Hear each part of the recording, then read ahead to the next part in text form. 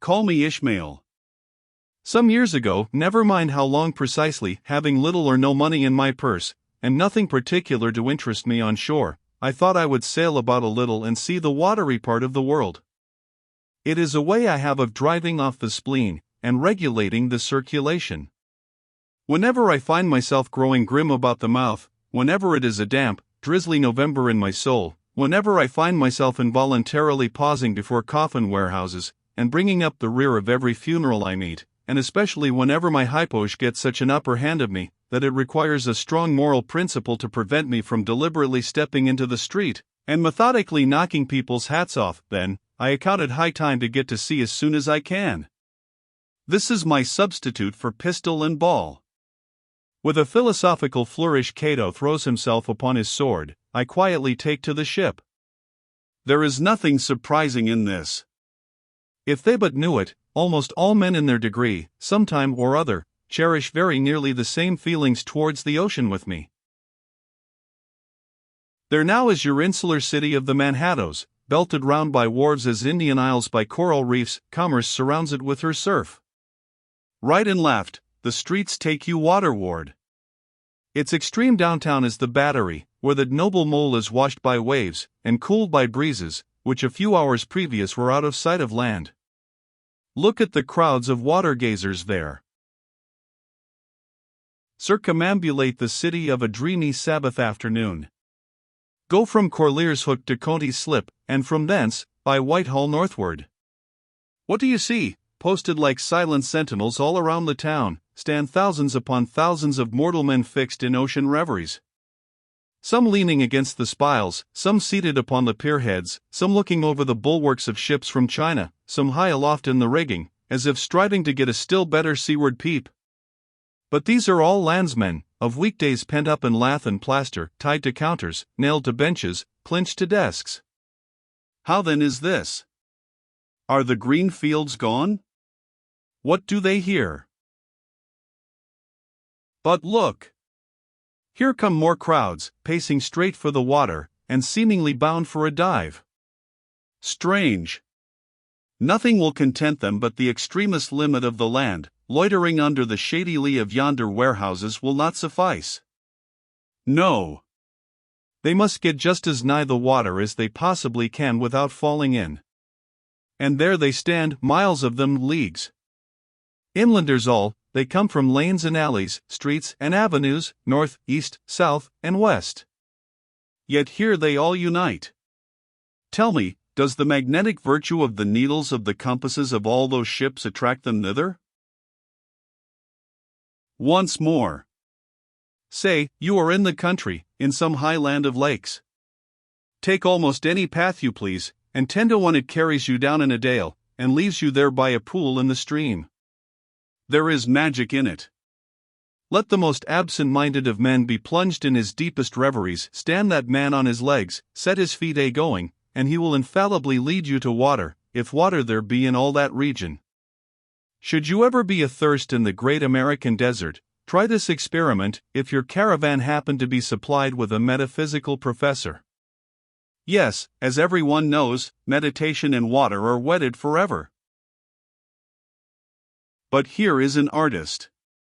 He desires to paint you the dreamiest, shadiest, quietest, most enchanting bit of romantic landscape in all the valley of the Saco. What is the chief element he employs? There stand his trees, each with a hollow trunk, as if a hermit and a crucifix were within, and here sleeps his meadow, and there sleep his cattle, and up from yonder cottage goes a sleepy smoke. Deep into distant woodlands winds a mazy way, reaching to overlapping spurs of mountains bathed in their hillside blue.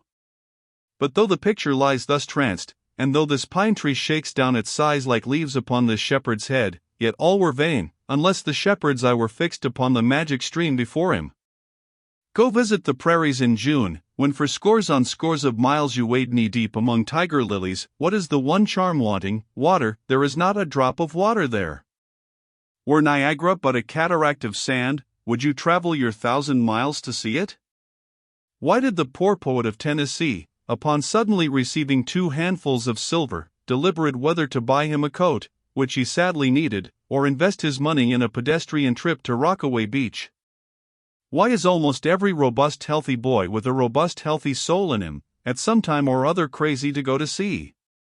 Why upon your first voyage as a passenger, did you yourself feel such a mystical vibration, when first told that you and your ship were now out of sight of land?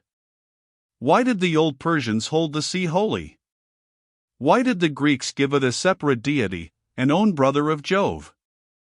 Surely all this is not without meaning. And still deeper the meaning of that story of Narcissus, who because he could not grasp the tormenting, mild image he saw in the fountain, plunged into it and was drowned. But that same image, we ourselves see in all rivers and oceans.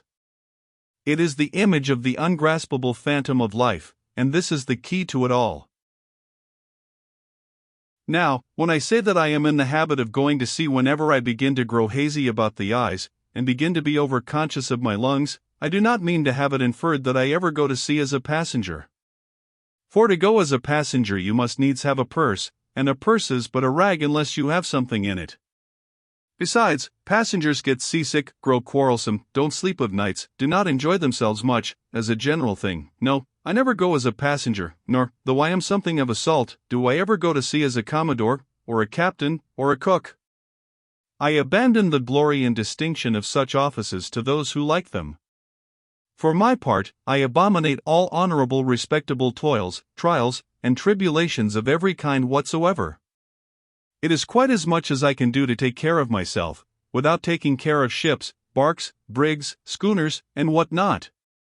And as for going as cook, though I confess there is considerable glory in that, a cook being a sort of officer on shipboard, yet, somehow, I never fancied broiling fowls, though once broiled, judiciously buttered, and judgmatically salted and peppered, there is no one who will speak more respectfully, not to say reverentially, of a broiled fowl than I will. It is out of the idolatrous doatings of the old Egyptians upon broiled ibis and roasted river horse, that you see the mummies of those creatures in their huge bakehouses, the pyramids. No, when I go to sea, I go as a simple sailor, right before the mast, plumb down into the forecastle, aloft there to the royal masthead. True, they rather order me about some, and make me jump from spar to spar, like a grasshopper in a May meadow. And at first, this sort of thing is unpleasant enough. It touches one's sense of honor, particularly if you come of an old established family in the land, the Van Rensselaers, or Randolphs, or Hardecanutes. And more than all, if just previous to putting your hand into the tar-pot, you have been lording it as a country schoolmaster, making the tallest boys stand in awe of you. The transition is a keen one, I assure you, from the schoolmaster to a sailor, and requires a strong decoction of Seneca and the Stoics to enable you to grin and bear it. But even this wears off in time. What of it, if some old hunks of a sea captain orders me to get a broom and sweep down the decks? What does that indignity amount to, Wade, in the scales of the New Testament? Do you think the Archangel Gabriel thinks anything the less of me, because I promptly and respectfully obey that old hunks in that particular instance? Who ain't a slave? Tell me that. Well, then, however the old sea captains may order me about, however they may thump and punch me about, I have the satisfaction of knowing that it is all right, that everybody else is one way or other served in much the same way either in a physical or metaphysical point of view, that is, and so the universal thump is passed round, and all hands should rub each other's shoulder blades, and be content. Again, I always go to sea as a sailor, because they make a point of paying me for my trouble, whereas they never pay passengers a single penny that I ever heard of. On the contrary, passengers themselves must pay. And there is all the difference in the world between paying and being paid. The act of paying is perhaps the most uncomfortable infliction that the two orchard thieves entailed upon us. But being paid, what will compare with it? The urbane activity with which a man receives money is really marvelous, considering that we so earnestly believe money to be the root of all earthly ills, and that on no account can a moneyed man enter heaven. Ah! How cheerfully we consign ourselves to perdition!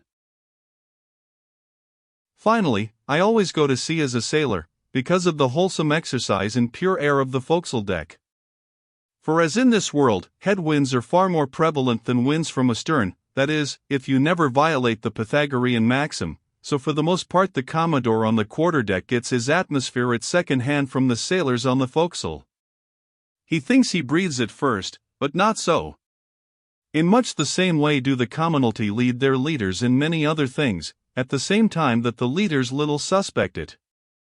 But wherefore it was that after having repeatedly smelt the sea as a merchant sailor, I should now take it into my head to go on a whaling voyage, this the invisible police officer of the fates, who has the constant surveillance of me, and secretly dogs me, and influences me in some unaccountable way he can better answer than anyone else. And, doubtless, my going on this whaling voyage formed part of the grand program of Providence that was drawn up a long time ago. It came in as a sort of brief interlude and solo between more extensive performances. I take it that this part of the bill must have run something like this. Grand contested election for the presidency of the United States. Whaling voyage by one Ishmael. Bloody battle in Afghanistan.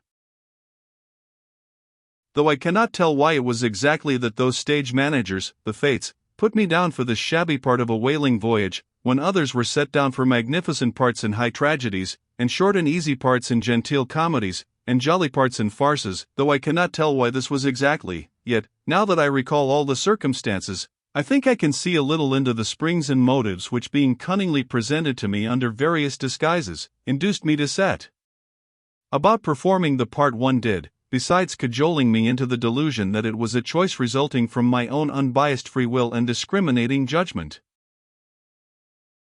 Chief among these motives was the overwhelming idea of the great whale himself. Such a portentous and mysterious monster roused all my curiosity. Then the wild and distant seas where he rolled his island bulk, the undeliverable, nameless perils of the whale, these, with all the attending marvels of 1,000 Patagonian sights and sounds, helped to sway me to my wish. With other men, perhaps, such things would not have been inducements, but as for me, I am tormented with an everlasting itch for things remote. I love to sail forbidden seas, and land on barbarous coasts. Not ignoring what is good, I am quick to perceive a horror, and could still be social with it, would they let me, since it is but well to be on friendly terms with all the inmates of the place one lodges in.